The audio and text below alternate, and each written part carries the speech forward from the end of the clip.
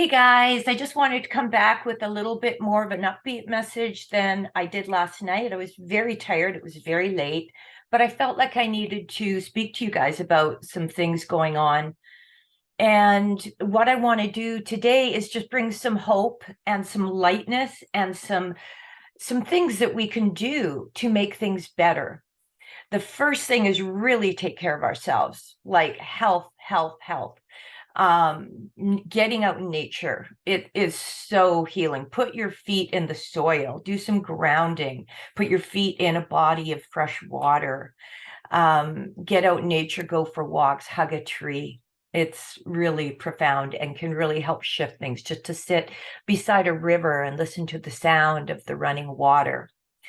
Yoga is big. It's a really lovely meditation because it can take us in motion. It takes us into focus on the body. It can take us out of our mind, which is really massive for these days. Meditation is fabulous. And and above all, we need to do our healing work right now. We need to be able to look at our lives, look at ourselves, maybe make some amends where we've gone wrong, do journaling. That's amazing. 5 minutes of journaling a day can really help us move forward and get rid of some heavy energies moving up. Um, when you're journaling, really let it rip. Like nobody needs to see that. You can erase it when you're done. So let the F-bombs drop if that's what you need to do, because we often hold a lot. And being real and really expressing ourselves is super healthy. So that's really important. We need to research. We need to find out some hard facts. Go to Google Scholar. And if you're wondering about what we've just been through, look at the truth. We were told that the thing in the arm would be safe, and it wasn't for a lot of people. We were told that it was effective, and it wasn't for a lot of people. Actually, the data showing us for a couple of months it was effective, and then it seems to have the opposite effect of reducing immunity. So these are things we really need to look at. Like, what were we told? We were told to trust the science when science is based on experimenting again and again and constantly being tested, not being hidden. Were we allowed to have alternate opinions? No. Anything else that came up was misinformation and disinformation. Anything that was different from the primary narrative. Now, this is exactly what they used in Hitler's Germany, in Mao's China, in Stalin's Russia, Pat Paul in Cambodia. I mean, so many of these regimes that have become dictatorial have used that kind of propaganda. So we need to recognize that the media has been co-opted. There's very little on the mainstream media anymore that is not scripted. I mentioned this briefly in my talk last night about how on Women's Day, they still planted a lot of seeds about inequality and unfairness and, blah, blah, blah. But they don't talk about psychological facts, like the fact that women are more open. So, and they're more easygoing. They do not go to their bosses and say, hey, look, if you don't give me that raise, I'm moving on, like a man will. Women are not as assertive often, and they are more likely to take time off to have children, which puts them back in the work field. They also care about people, that they're hardwired to be mothers and to take care of infants. So women will prioritize service jobs, working with the public, working with people over things. And who makes more money? The people who work with things, computers, research, politics. I mean, that's a whole other ball game. We're not going to get there. But this is not going to be a real long one like yesterday. There's just a few little pearls here I want to share on a more positive note, because that was heavy last night, and I everything I said, and it was true, and it really came from my heart. But the main message I want to leave is we need to do our healing work now. Everybody could benefit from having a therapist now. I do therapy work. It's really helpful to have someone to talk to, and most good therapists often have a therapist, usually do. We work to become the most aware of our own issues so that we don't carry these into our clients and affect them. Therapy is huge because often we can't see our blind spots. There's um, all sorts of little areas that we will be unconscious unless we can chat with someone else and learn to find that. So therapy is amazing. Talking to a friend is great. Don't just let everything fester up inside. And also looking at alternate opinions. If you're used to watching one news station, we need to create bridges and end this division. So a really good thing is to watch the opposite one and just see what they watch. And even if it's triggering you, just sit with those feelings and try to understand why those people think the way they do. It's an experiment in creating bridges. I'm not saying you've got to become a fan of whatever news station you don't like. What I'm saying is that you open your mind. And actually, for doing most of your research and getting your news, there are a lot of really good news stations. BitChute, I don't know the names of all of them. Because I don't, in the beginning of COVID, I used to watch that stuff a lot. And I don't anymore because I know what's going on, and we will find out. Google Scholar is really good to find out true, accurate data on medical stuff. If you're concerned about a certain illness you've started to develop, you could look up that thing in the arm plus something else, like myocarditis or giant cell arteritis or whatever cancer recurrence, metastasis, things like that, and put that in and see what it comes up with. Don't take anyone's particular opinion for the truth. We have to be our own best friends. This is really powerful. And that means sitting with emotions. And the emotions will be really tough in the years to come at times. It will not be easy, and it will seem easier to follow the government's easy, just do what we say, which is something we've been trained to do since we were young.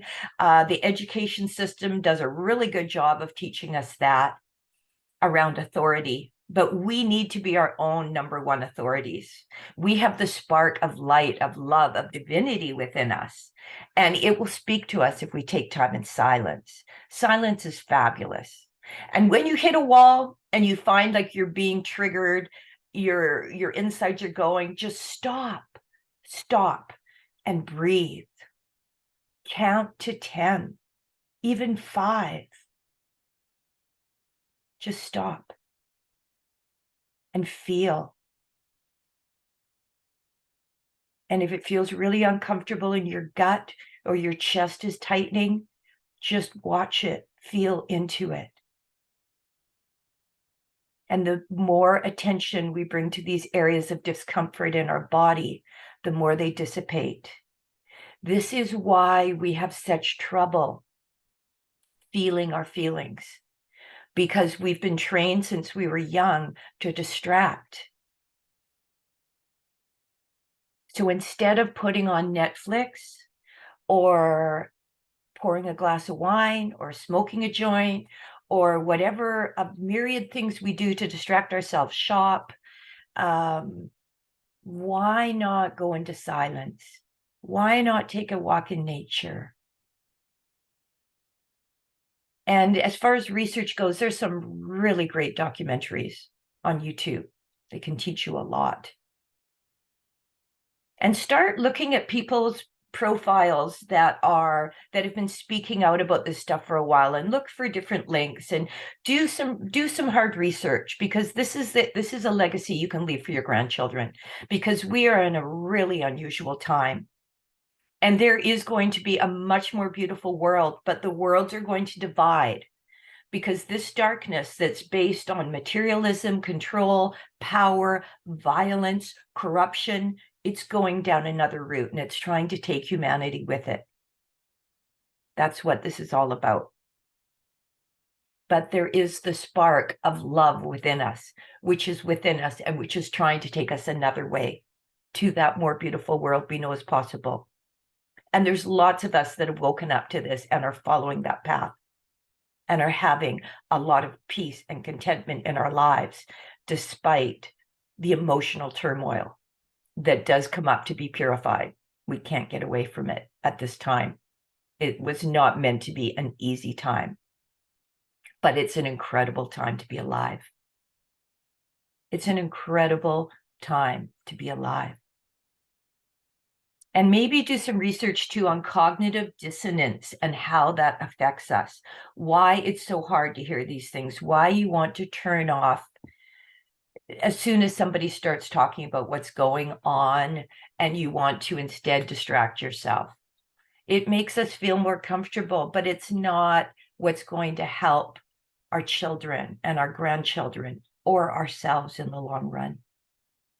Our freedom is really being pressured right now and really being stolen. Like essentially these 15-minute cities and smart cities are really to get us more and more locked down so we could be more and more surveilled and watched and programmed. And it's not the lives we want for ourselves. So there's lots of positive things to do. There's lots of beautiful, beautiful people speaking out about this stuff. And you can have freedom, you can have love, you can have truth. That's the other thing, truth. I'm just going to put that out. Truth, you have to speak your truth. Do not hide what you truly feel. Do not hide what you truly know. Do not care. This is not going to make them feel comfortable. This is what we have to do right now, because that is the programming that's led us to where we are now. That desire to have other people like us, the desire to have friends, not make other people feel bad, not rock the boat, to fit in, to look good, all these crazy things, you know? The old way, the way of revering our elders, of loving our children, of listening to our intuition. So when our baby infants are crying because they don't want to be separated from us and put in that crib in the other bedroom to be forced to sleep through the night, which is a really destructive practice on a child's self-esteem. That's where most of us begin very young to feel a lack of trust in the world and to start really burrowing fear into our bodies. Because an infant does not know, they know they will die without the parent. And they think they're dying when they're being forced to sleep through the night. So parenting is an area that will really change in the years to come. This is not about that, but just to understand that we have a lot of healing to do. Those kinds of old practices have created in us low self-esteem, fear, and the programming that we're exposed to is there to create more fear in us. That's what it's all about. It's all about creating fear so that we will follow our leaders, so that we will follow the yellow brick road. But you know, even like in The Wizard of Oz, when Dorothy goes down the yellow brick road to find home, and they're so afraid of the big voice, you know, the wizard, all-powerful wizard. And when they pull back the curtain, they find it's just a big, loud, booming voice. This is a powerful myth, and it's very much what is going on. Yes, they have dangerous technologies they're using on us. Up in like the EMFs, this 5G, all this stuff is not healthy for us. And we need to take this down. We can make this healthier technology, and we will. There's a lot of good people in the world working on this. But we got to start saying no. And we got to realize those big voices are not as scary as as we think. So I just got my notification for my next appointment. I got to go. and it's probably a good thing. I love you guys. I'm sorry the message was pretty heavy last night. I'm going to put this one out, and I will be putting out solutions. I'm taking you into meditations, into even like little yoga practices or just little healing things in the days to come. While I still have internet, because I'm not going to be going along with the digital ID. We need to say no. It's very troublesome where that whole agenda is going. We need to be able to hold ourselves, become our most loving companion, feel our feelings, feel the fear, reach out to those who can hear it. Because most of us are programmed when someone comes to us and starts talking about this kind of stuff, they'll try to shut you down. They'll try to turn it off because it triggers their fear. It triggers their anxiety. And we need to be around safe people who can really hear us and hold us as we purify this stuff. Because once we've really felt it, it's never so intense again. It keeps getting better and better and easier until we have a lot more peace, until our minds quieten down, until our sleeps become more rich and deep and peaceful.